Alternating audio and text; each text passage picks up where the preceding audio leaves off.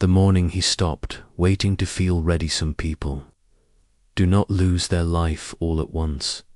They lose it in small promises they keep breaking. Tomorrow, I will start. Next week, I will be serious. When things calm down, I will change. And for a while, those words feel harmless. They even feel comforting. They let you believe the better version of you is still coming. Just not today, but after enough tomorrows. Something quiet happens. You stop trusting yourself, not because you are lazy, not because you are broken, but because your own words have stopped meaning anything to you. That is a painful place to live. It is not loud. Nobody sees it from the outside. You can still go to work, answer messages, smile at people, and look like you are functioning. But inside, you feel the weight of every promise you made to yourself and abandoned, and the way back is not usually dramatic. It begins with one small promise kept on an ordinary day. Elias Grant learned this at 5:30. On a grey Monday morning, he worked overnight security in a downtown office building while other people slept. Elias walked empty hallways, checked locked doors, and listened to the soft hum of vending machines in his locker beneath an old rain jacket. He kept a notebook for a building inspector certification exam. He had bought it 6 months earlier. 6 months earlier. He had told himself this job was temporary. 6 months earlier. He had said he would study every morning after work, but morning always found him tired. He would sit in the break room with instant coffee, open the notebook, read the same paragraph twice, and close it with a familiar sentence. Tomorrow, I will do it right. The sentence sounded gentle, but it was slowly making him smaller. One morning, after a long shift, Elias found an envelope taped to the break room wall. Management was cutting hours. Nothing personal. Business was slow. He read it twice. His first feeling was fear. His second feeling was shame, because the exam book was still in his locker, almost untouched. Nobody had stopped him from studying. Life had been hard, yes. He was tired, yes. But somewhere inside all that tiredness, he had still been waiting to feel ready. He sat down, opened the notebook, and looked at the first practice question. His body wanted sleep. His mind wanted an excuse. But for once, Elias did not ask himself to become a new man by sunrise. He asked for 10 minutes, just 10. Just 10.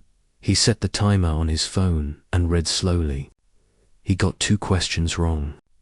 He underlined 1 sentence. He wrote 1 note in the margin. When the timer ended, nothing magical happened. He was still tired. His hours were still being cut. The future was still uncertain. But as he closed the notebook, he felt something he had not felt in months. A small return of respect, not confidence, not certainty. Respect because, for 10 minutes, he had stopped negotiating with the promise he made to himself. That morning, Elias understood something simple.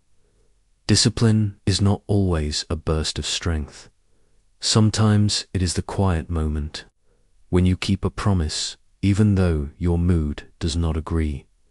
Across town, Renee Collins was learning the same lesson on a cracked sidewalk before sunrise. Renee was a mother of 2, a billing coordinator at a dental office, and the kind of person who remembered everyone else's appointments before her own. For years, she told herself she would take better care of her health when life became less full, when the kids were older, when work slowed down. When dinner was easier, when she had more energy, but life did not become less full. It simply changed shape. One afternoon, at a routine clinic visit, the nurse was kind but direct. Renee's blood pressure was climbing. Her sleep was poor. Her body was asking for attention. Renee nodded like a good patient. Then she cried in the car, not because she did not know what to do, because she had known for a long time that night. She almost made a big plan. New shoes, meal prep, a gym membership, a full schedule taped to the fridge. But she knew herself. Big plans had become another way to delay the small truth. So the next morning, before the house woke up, Renee put on old sneakers and walked around the block. It took 12 minutes. The air was cool. A dog barked behind a fence. Her knees felt stiff. She did not look inspiring. She did not feel transformed. But when she got back to her porch, she did not feel like she had failed herself. That was new. The next day she walked again. Some mornings she missed it, but she stopped turning one missed morning into a whole abandoned season. She stopped saying, "I ruined it." She started saying, "Continue." At her next clinic visit, the numbers were only a little better. Nothing dramatic enough for a movie, but Renee knew something had changed. She was no longer waiting for a perfect life to begin caring for the real one. That is what small discipline does. It brings you back to reality. It stops asking for a perfect mood, a perfect schedule, a perfect version of you. It says, start with the body you have. Start with the time you have. Start with the life that is actually here. Samir. Hale carried his unfinished life in a backpack. He worked in a warehouse on the edge of the city, loading boxes until his shoulders burned. Every evening, he rode the bus home with a black notebook pressed against his lunch container. Inside that notebook were first pages, not stories, first pages.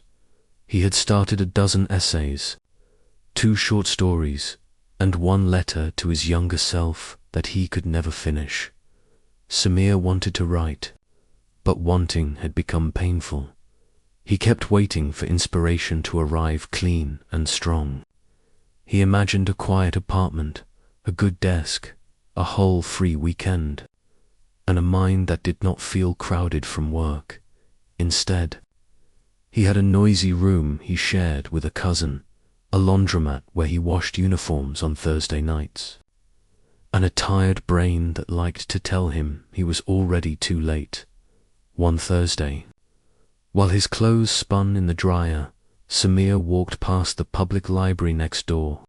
Through the window, he saw a long wooden table under warm lights. He almost kept walking. Then he thought of all those first pages, all that waiting, all that proof he had been interested in becoming someone, but not yet willing to meet himself imperfectly.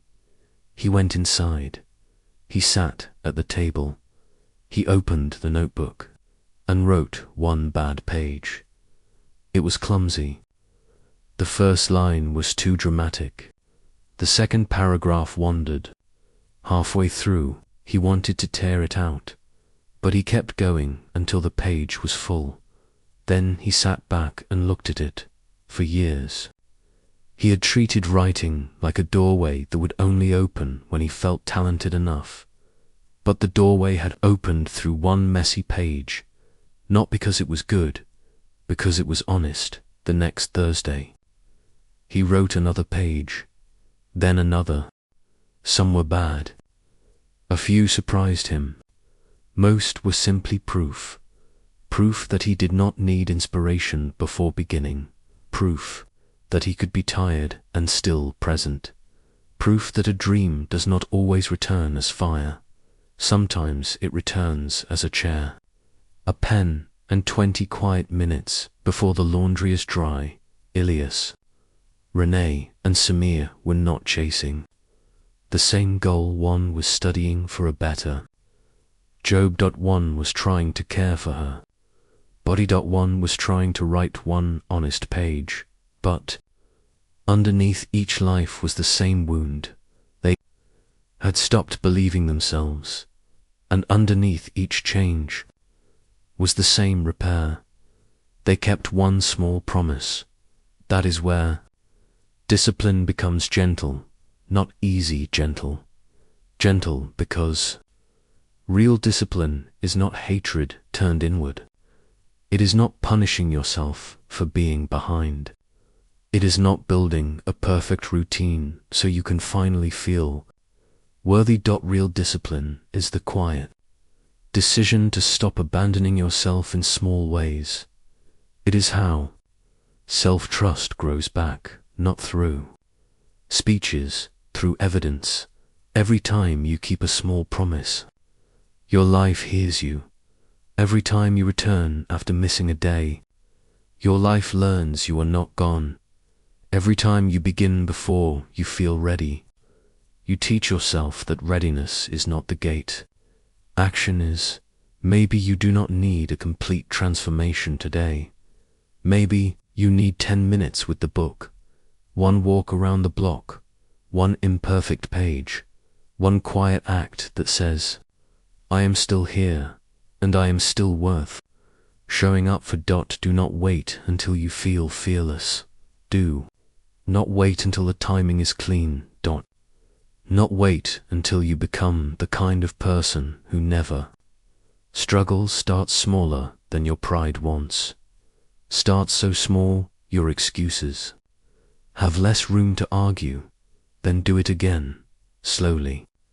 Your confidence will stop being something you chase. It will become something you recognize, because you built it in private. One kept promise at a time. If this message found you at the right time, subscribe to Inner Shift for more quiet reminders like this.